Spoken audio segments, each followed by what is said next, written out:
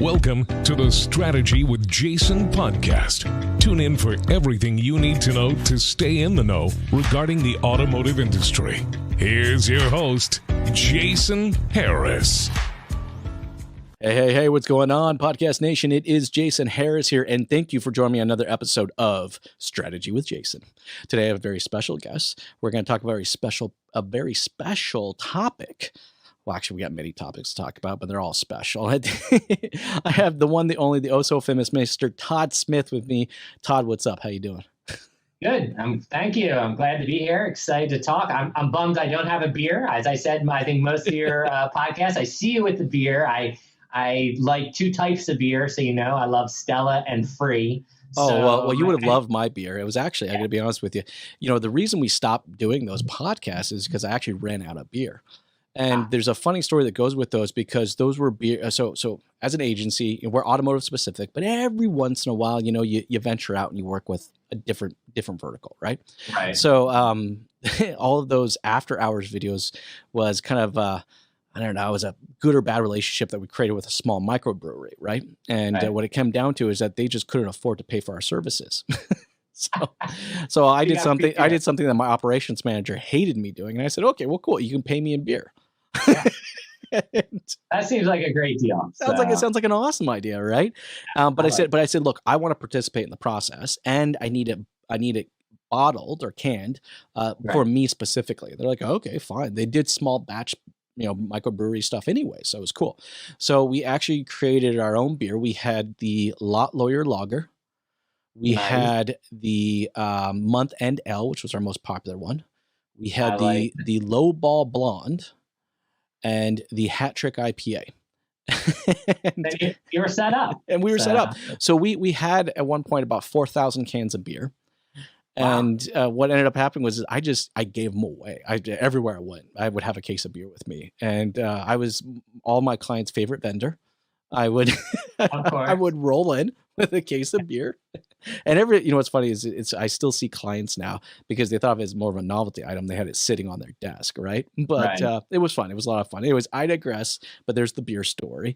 Let's kick off today's podcast, though, Todd, with a little origin story. So everyone out there that's watching and listening right now and kind of don't know about you and your journey and kind of how you got started in the industry, I think it's fun to kick off podcasts with that origin story. So, Todd, how did you get started in this crazy little world we call the automotive industry? Okay, mine started a long time ago. When I was a kid, both my neighbors in Ocean City, where I grew up, were large car dealers. One's FC Kerbeck, and the other one was the Miller family, had stores up in the Carlisle area, Pennsylvania.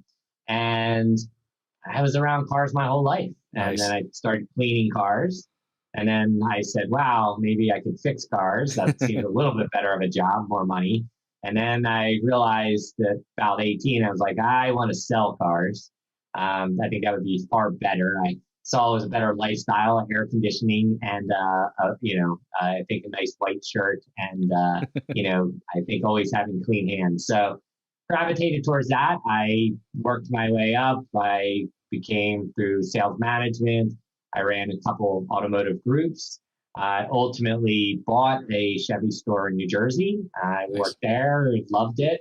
But at the time, I didn't want to move back to New Jersey because I was living in Florida. So I sold store, came back and started Active Engage, which was, we were the first people that pioneered managed live chat for auto dealers, and then sold that. And now I'm off on another adventure, really building new tech. And around texting is my passion because I believe people actually respond to it versus email or phone calls. So. Texting is really kind of is like the new version of a phone call, right? I mean, how often do I'll text people to ask them if I can call them. Yeah. But that's what we live in. And people don't realize. So you think about phone, right? 19%. Maybe you're lucky that they would answer from an unknown number. So 100%. Every dealership calling on a sales lead, it's an unknown number. Customer hasn't saved that. So odds are you're not going to get connected. Then with carrier changes, a lot of those go directly into voicemail now. Yeah. So, and you can't be a master at setting voicemail. I mean, that doesn't work. And then you look at email, and many dealership platforms, a lot of the emails wind up in spam filters, or the emails just aren't what I consider exciting enough to move the customer to take any action. But I will tell you, text messaging does one thing. It rings on your phone and you read it. And believe it or not, statistically, 45+% of the people will respond to them. So, and sometimes it's just getting your message read and in front of the customer. 100%. And the customer then, to me, controls the cadence of the relationship. And I believe all of us like that, not just auto customers. I think anything. I mean, your dentist probably sends you a text reminder, your doctor. Gosh, I go down the street to get pizza and they send me a reminder. So I think auto is just not really caught on to leveraging texting as it could to really empower better relationships. No, that's totally true. I mean, really right now, I think as an industry, we've done a half decent job of embracing text as far as a form of marketing. And then there are some great dealerships that have done a really good job of utilizing it on a day-to-day basis within their communication efforts. But to your point, I don't think necessarily a lot of the industry has really kind of caught on to the power that is in texting, because it does give you that control element, which I think right now, any level of additional control we can give back to the customer actually benefits us. Now, that's a really tough pill for our industry to swallow because we want to always be in control. But I think like any good tool or product out there, that tool or product is only as good as how well we actually use it. And that's where I kind of wanted to go with today's kind of conversation, because I think text messaging, it's a great tool. It holds some significant power, but in the wrong hands can really be just a total nuisance to the customer. So that's where I want to start off, because I think you're the perfect person to talk about this. Is there are dealerships out there that have automated their follow-up efforts kind of using text messages, but I've seen mixed reviews on some of the best practices. So in your thoughts, what are some of the best practices for dealerships to utilize text messaging within their automated follow-up efforts? Yeah, so if you look at that in a couple different areas here. So text automation is different than the one-to-one. So what's coming out of CRMs is really more one-to-one of trying to follow up with the customer. Text automation is, as you said, we've created a workflow, and now I want to go through that process with the customer. And I believe best practice will come down to aligning with the dealership's existing processes, creating workflows, and creating messaging that actually helps the consumer and empowers them. So let's talk a little bit about that. Yeah. Give me some examples of that. Like, what's a good message? Let's look at an example. Here's a good text workflow. So you just sell a vehicle, right? So it's marked sold. So that triggers a text, and maybe it's a video text message that says, hey, this is Todd Smith with Todd Smith Chevrolet. I just wanted to personally send you a quick message and thank you for buying a car from me today. I really appreciate it. Hope your experience was amazing. If it was amazing, just reply via text with the number 1. If you had any problems, though, it's very important I know about them, so please reply with the number 2.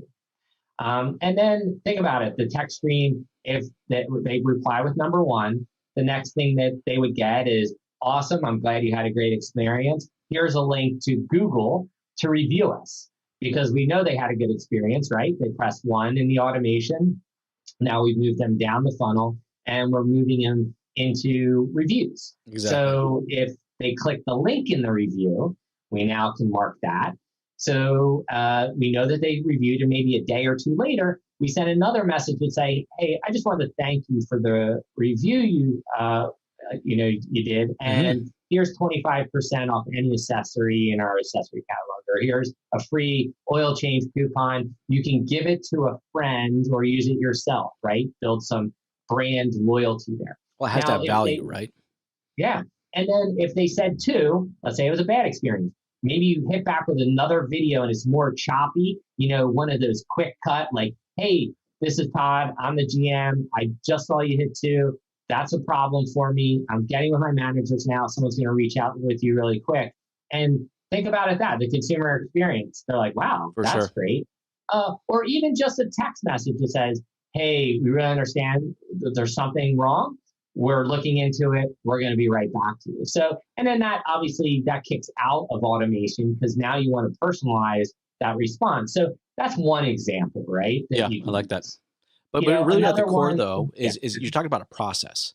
And see that's Right. and that's what I think is really kind of key here is that the text message is complementing that process. Now that process may existed before. In fact, that scenario that you just painted there very well, by the way, thank you. Could have just been done over the phone, or would have been done over email. All right. And actually probably still is for a lot of dealerships out there. But what we're saying here is that text messaging has that more of that personal connection, and it's the speed of communication, right? Yeah. And it's at the discretion of the consumer. Exactly. So to me, it's delivering content that's valuable to the consumer at the consumer's pace. And I think text is a way. It cuts through everything. Like there's no spam trap for text messaging, right? There's no, hey, I didn't see that email that you sent, or those 37 emails your dealership sent me because they wound up in my spam folder. So to me, text is going to get through. And, a lot of people don't even listen to their voicemails. They see it from an unknown number, they listen to 3 seconds of it, and they just swipe it away. So I felt like text is the one channel. If you utilize it right, it can make a dramatic impact on your dealership. So we mentioned the variable side, right? That's the sales, sold, follow-up. Let's get more reviews for the store. Let's look at another one. Let's look at, service, right? Let's look at declined service work. So I know that's a trigger in a DMS, right? They decline service. We see the ROs closed. Maybe we wait a few days, send them a message, say, hey, know you're in, just want to thank you for service, really appreciate it. You missed a couple things, and maybe at that point to say, here's a coupon, right? It's a time sensitive one. So we could say, I'm incentivizing you if you react within the next 30 days, right? Or 2 weeks to take advantage of it, right? Now, some people, maybe it was a budgetary thing, so they didn't want to do it. But others, maybe that's the incentive that drives them back in. Maybe it's another scenario that you work through. I mean, to me, there's so many variables inside there. Recall notices. You can look at all closed ROs that you could send them a payment system, right? So ROs closed, here, pay online. I mean, there's so much automation that you could use that right now, dealerships are depending on human capital. Yes. And if COVID taught us one thing, Jason, one thing, was that dealerships can still operate on a lot less human capital and still be efficient. And it all showed up on everyone's bottom line 100%. Since most dealers had the most profitable year ever. So the question is, you don't want customer experience to suffer, but you got to figure out, okay, what workflows can I go back and that I have that I can use text or, text and email to create a better experience for my consumers without diminishing that, to me, the highest level of satisfaction at every interaction.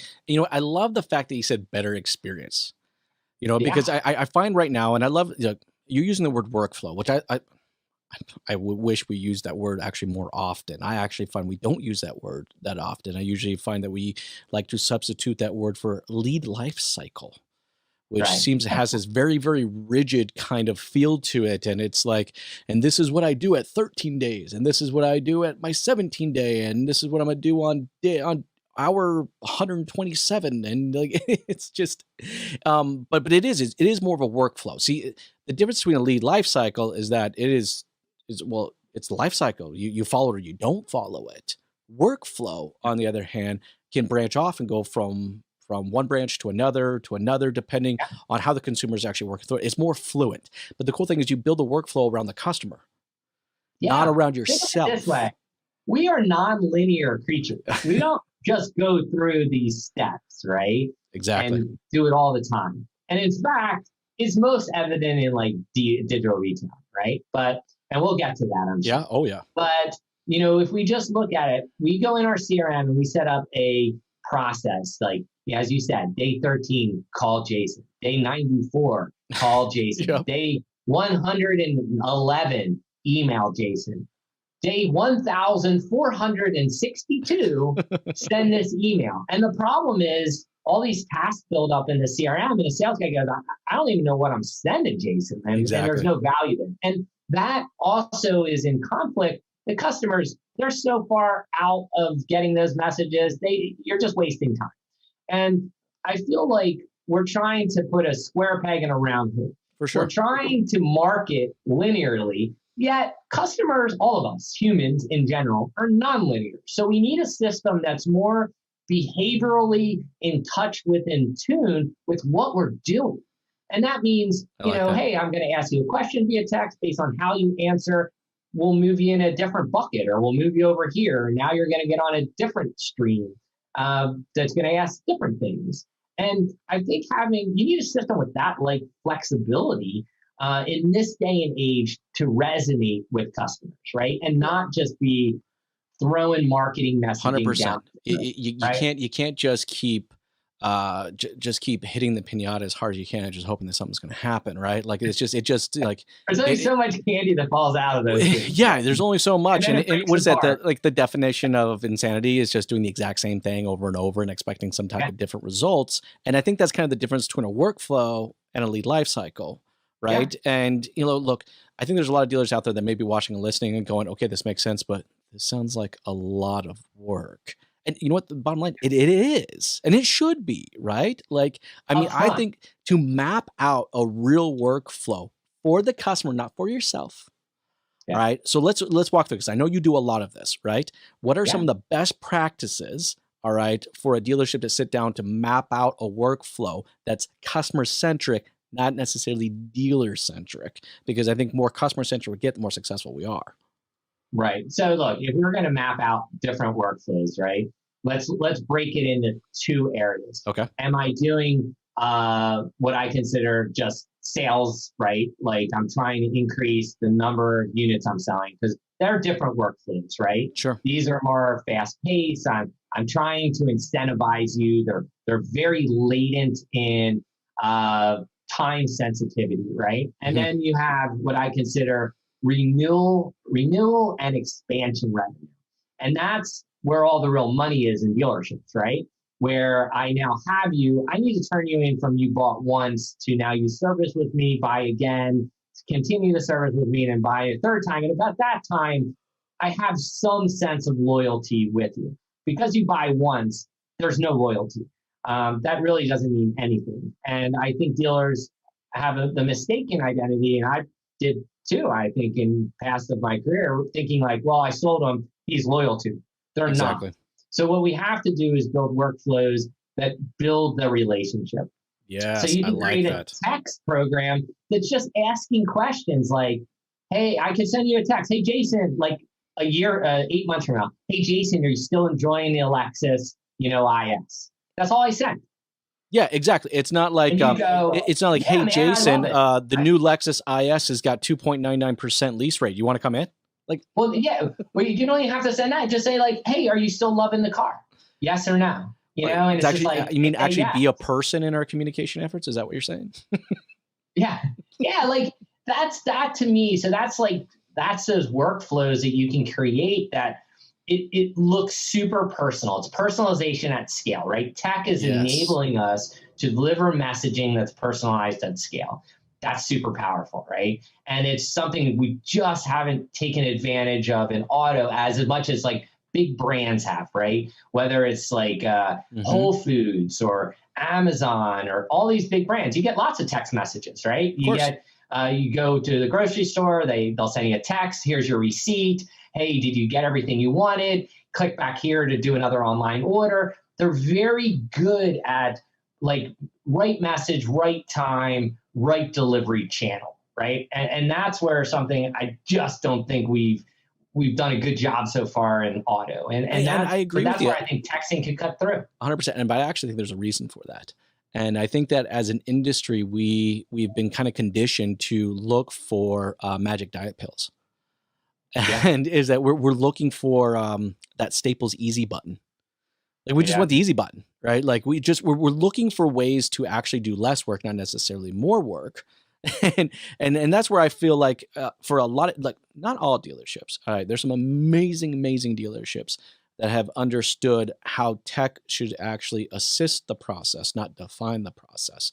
But I still think as an industry, we still look at technology and specifically even like text messaging, and we're just assuming you guys are going to define the process for us and that we don't actually need to sit down the time. So let's actually explore that topic a little bit more. When I say tech assist the process, not define the process, what are your thoughts when you hear that? Yeah, look, I'm a process guy, and processes are what makes things work organizationally, right? You want a good process. Now, if I have bad processes and I'm trying to get tech to fix my processes, the only thing it's going to do is accelerate my bad processes, most likely. So I'm a huge believer that, have processes. So let's look at this, as you pointed out, like it can be a little painful to define your processes, right? But if it took me, and I want you to think about this as let's just take this out of context for a second, but let's say, I want you to, be really self-sufficient in your life. You live up in a cabin, and I'm going to spend 2 months teaching you everything you know how to survive. Okay. We're going to do everything from fishing with nothing but a stick to all these different things, right? We're going to go through these lessons over and define them, that you, at the end of this journey, are going to be super self-sufficient, that you have a system that's just running. Are you willing to do that? Or are you still okay waking up like it's Groundhog Day and just trying to figure everything out every single day like it's a new journey? And though it's harder to do one and go through the time and document all the processes to do things, the end results are incredibly more powerful. Oh, 100%. And I think you just got to stop. And in our business, we're so into thinking about just the next 30 days. Like we got to get more cars out. Exactly. And, we have to get out of that mindset. We have to understand that this is a marathon, not a sprint. And I think once we get into that mindset, then we start looking forward. It makes it easier to do so, don't you think? Yeah, build the long-term thinking. And look, it takes time to set up automation. Yeah, you're going to take weeks, months, and then you're going to keep tweaking it because it's going to keep getting better and better, right? You're never going to not improve it. It's continuous improvement, right? Kaizen. Yes. Toyota pioneered that philosophy.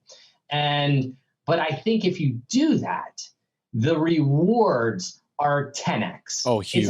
It's not huge. Double your investment. It's not triple your investment. It's 10 times your investment. Little throw out to GC, Mr. Grant Cardone, and his 10x. Like, I think it's all about that. And I think when you create those workflows, and you should only develop the workflows that already exist in your dealership, nothing new. Yeah, exactly. Start there. Document what you got.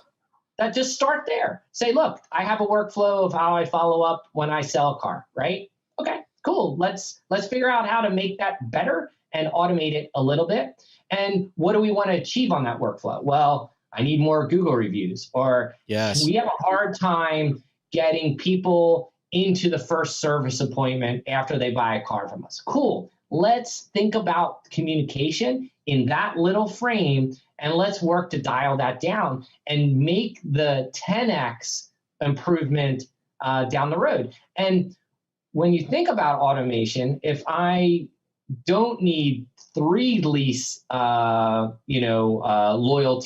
kind of, purveyors, people in there that are constantly trying to track down lease owners and get them to renew. If I don't need 3 lease managers, I could do it with 1, because I have a platform that's doing the same work that those people were doing. That's makes sense to me. Right? It does, but you know what? They actually have to create a goal and objective. Too often in our industry, I think we focus on the macro goals, and very similar. It's very similar. Very seldomly do we focus on those micro objectives. Yeah. And it's like how often do I hear from a dealership, we just want to sell more cars? Well, it's like, no shit, Sherlock. We get it. You want to move more. Everybody wants to sell more cars. Who doesn't want to sell more cars, right? But we got to get super granular all right, with what that actually means and what are the 9 or 10 objectives that are required to actually for you to fulfill that ultimate goal and objective. And then once we have those written objectives, then we can work backwards and develop out the processes. Now document the processes. Are you still surprised? Because I am still surprised today how often I walk into a dealership to find out that there's no written process. It exists only up here. And it's, at least where I am. Do you see the same thing? Yeah, look, I not only see that, my other favorite personally is they're like, we have processes. I'm like, okay, show me your processes. And I'll look at a process and then I'll go watch them and it's totally different. 100%. Okay. And then I'll say, hey, this is totally different than your process. And they're like, no, it's the same. And I'm like, no, it's absolutely not the same. And then and you kind of point it out and they're like, no, it's the same. And I'm like, it's not the same. And well, because they never finish that last element, which is the measurement of the process, right? Like a process is only as good as how well we can measure the efficiency of it. Yeah. You know, if we're not able to measure, I mean, look at this. I think we love using sport analogies in our industry, but it makes sense though, because they measure everything, every single opportunity. I think we only need to look at Billy Bean and realize that it is, quantum math to analyze every little number. And that can be turned into value if you're 100%. Super smart, right? That adds to something. I think it's the other thing is, I think dealers have a false sense of security thinking the CRM is touching every customer who does business with the store. Oh, yeah, that could be true. I don't think that's reality. I think that, the systems break, the processes don't go out long. Once they buy, you hope maybe service mailers are drawing them in, or you're doing all these like independent little campaigns. Yep. And they're not conversations though. It's just, again, shotgun, broad marketing, everyone in the area come in for a 1995 oil change, right? Exactly. And I think it would be just far better to connect with people into a channel that you're going to have the highest conversion rate. Well, and that goes down to also what the dealership's culture is, right? If the dealership's culture is all around transaction and only the transaction and focus on the transaction and they're not focused on the relationship, well, it's no surprise to me that every single piece of communication out there is just literally like bypassing all courtship and going straight to marriage. Like, because that's their mentality. Like that's their mindset, right? So I think for us to get to a place like that, all right, we have to have a fundamental mindset shift to go on.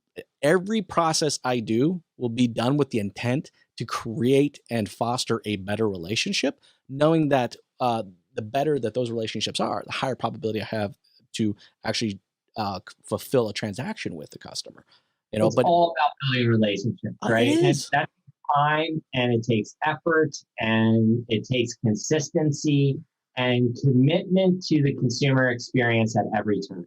I love the fact you said commitment to the customer experience, because something that we talked a little bit about earlier, but I want to bring full circle now, is digital retailing and the opportunity to create a better experience, right? We mentioned a little earlier in our podcast, we were talking about digital retailing. So I thought this was a perfect opportunity to bring it right back into it, because talk about an amazing opportunity, all right, to create or royally screw up the experience altogether. So everyone's got an opinion on digital retailing. I don't think if anybody's listened to any of my content, they know what my opinion is. But I want to get your thoughts. When you hear that, what do you think when you think of digital retailing? Okay, so I'm going to have to go way back to the year 2000.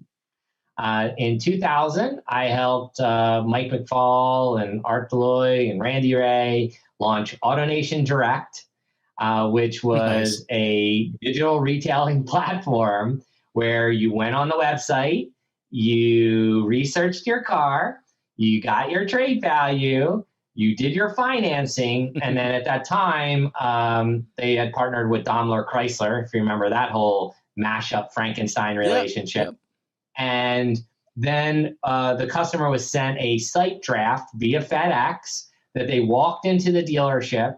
And the problem with this particular program was the F&I guy had to back into the deal because it was a draft, a bank draft that the customer had for that car. And they had a hard time doing it and they didn't like it and they had a hard time upselling it. But I was doing digital retailing 21 years ago. So right. Now let me fast forward. Then I remember 2000, maybe 10, 11, shop, click, drive. I went to General Motors. They said, we have this brilliant idea. We're going to sell cars right on the internet. I was like, yeah, I saw that 10, 15 years ago already. And they're like, no, this is new and different. I'm like, okay. And you're going to show the car, select it, get a payment.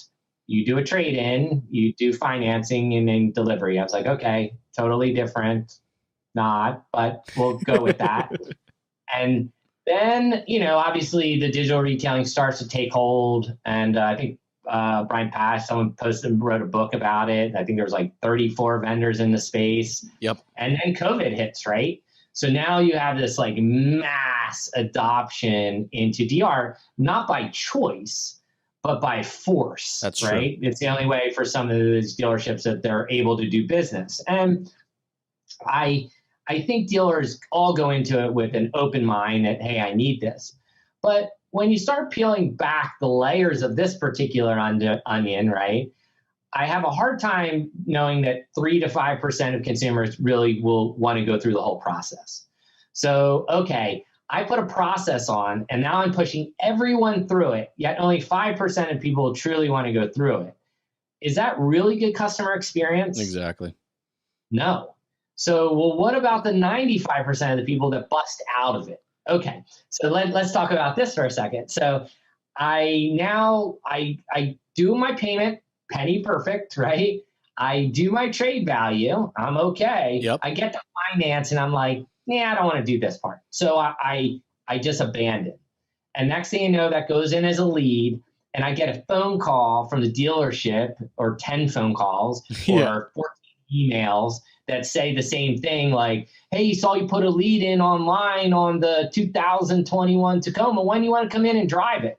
And the reality is it's such a disconnected messaging because now I've put all this effort into that already. And most people just aren't reading the information in the CRM or the data doesn't transfer very well. No, but vendors messed this up. Let's just be honest. Vendors screwed this whole thing up everywhere because we mess it up good. Like, right. Once something good comes, we find some way of fucking it all up. Right. And for some reason we took DR and decided that it was a lead generation tool. What the hell was that? For like DR it's called digital retailing, right? You want a customer to go through a whole experience, but that's not what it is. And it's not, and the other thing is, look, why do we even have DR? Oh, because we have terribly designed websites. Okay, now that's starting to make a little bit more sense. Our websites are all about like, click this to reveal a price or get our latest e-price or email us to check availability. We put all these barriers in the way to do business with us. And to me, DR is just another barrier, right? Well, it wasn't, it's a barrier in the sense that we created a barrier because we use tech. All right. We went tech first, process second. Solve the problem. Exactly. I think that's fundamentally the problem is that we made the tech define how we're going to do it and what the results were going to be. And somehow thought that the results were lead generation. Right. I'm a dealer. I got to change all my processes now to meet this tech process. And it causes disruption. And my old sales guy who's been selling 30 cars a month for 20 years, he's like, I'm not using that thing. And now he doesn't use it, but now I'm trying to force my younger guys to use it. And I create these channel conflicts organizationally. And you couple that with the true reality. How many Google reviews, Jason, have you read that state, I am so happy I did business with X dealership because they have a digital retailing process? Yeah, I definitely have not seen much as far as that comment goes. But they love to talk about the experience and what that's where I see Process is what generates experience, not technology. Okay. Right. The technology helps us execute the process in a more efficient way. But again, that's the mindset that we just, as an industry, we haven't adopted quite yet, or at least not everybody has. And the ones that have are having amazing success around it. Yeah. I feel like, look, dealers, do you need digital retailing? You need a process or a website that will support letting a customer navigate through a journey.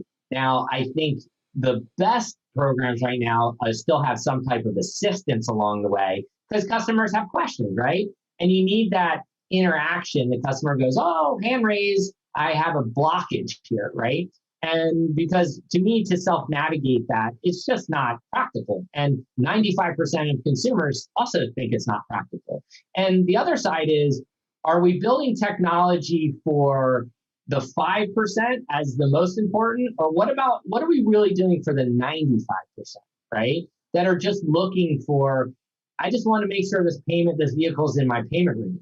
You know, 100%. Most people credit-wise, if they're get-me-dones, they're just gonna want to get their finance done. Like, can I get approved for this, right? But most people are trying to size things up, right? They go to a dealer's website, they look at a car, they get a payment, and then they look at all the pricing and they go, okay, before I do anything, I now have to verify them. This is all of us. This is humans, not just car shoppers. This is how we all operate, right? This is human behavior. Now I go out and I look at 2 or 3 other auto dealer websites in the area, same brand, similar, looking for the same car to see if the one I found is priced relative and good. And if it is, I go back to the store maybe that I wanted that one from, or I find a lower price from someone else, right? So I think we have to rethink the consumer process and build better tech that aligns to consumer behavior, not That's it. We have to do it for the consumer. Design and then force customers to go through it. But you know what though? And I know it's towards the tail end of our time, but that's kind of does sum up our podcast in a sense. It's like it's all about the consumer. All right. We started early on talking about text messaging and communication. Then we talked about workflows and how we need to create workflows, not just so that we are checking out the proverbial box that we actually did it, but actually a workflow that actually is in line with how the customer wants to communicate or engage with us, all right, and actually create relationships, and then we talked about how the tech needs to assist the process, and instead of defining the process, and then the best example of that right now is digital retailing. We screwed that bad boy up. We just really did, right? As an industry, we couldn't just accept the fact that here's a great tool, all right, for the customer that makes the customer experience better. Instead, we had to screw it up and say, well, that's not enough. I need leads. It's ridiculous. It's all about, what is it? What's the rule? The golden rule, right? That who has the gold makes the rules. Exactly. And that's us, customers. Yes. All of us. We have the gold. We make the decision. The smartest dealers are going to say, look, I need to map out my processes. And I need to make sure I give dynamic consumer experiences. Then I need to determine what channels I need to do that in, right?